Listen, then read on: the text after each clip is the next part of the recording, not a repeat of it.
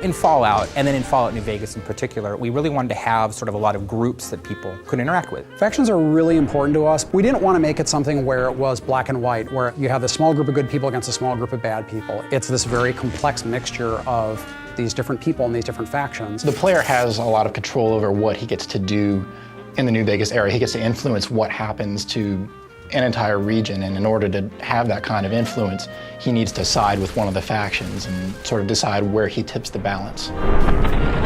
It's all about war, and that's what Fallouts have been about, is war, and so how we're really showing that is war between these factions.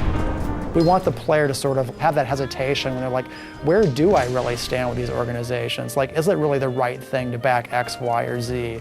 And even if I go off on my own, what does that mean for everyone who's living in the world of New Vegas?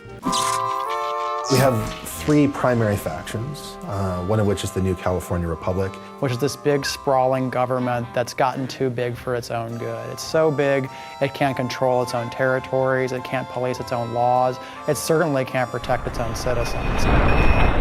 On the other hand, approaching from the east, looking to lock horns with the New California Republic, is this huge army of slavers called Caesar's Legion. Which is this terrifying war band of slaves that has come from out of the Grand Canyon area that is just conquering everything in its path. NCR and Caesar's Legion are sort of stalemated at the Colorado River and at Hoover Dam. Hoover Dam is one of our signature locations in the game, and to be honest, it's what everyone is fighting over. It's still able to provide power for part of the region, which is its big draw. Of course, Mr. House is playing into it as well, because Mr. House doesn't want NCR to win, ultimately, because he doesn't want them to take control of the Strip. But that's not going to happen, because you're going to work for me. The general idea is that we have the three major factions, Mr. House, NCR, and Caesar's Legion, but then there are all these sub-factions like the Great Khans, the Powder Gangs, the Kings, the Boomers, the Followers of the Apocalypse, and the player can go to those groups and try to shift alliances. We want the player to experience those factions. We want them to know what politics are at stake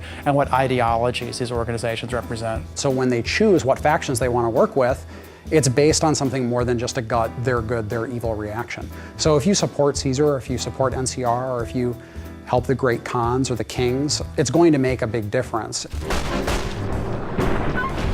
You can decide, you know what, I don't think any of you are really particularly well suited to be running this place, so I'm gonna fix that. That's where you essentially are either the active champion of Vegas, or you basically just said, it's anarchy now.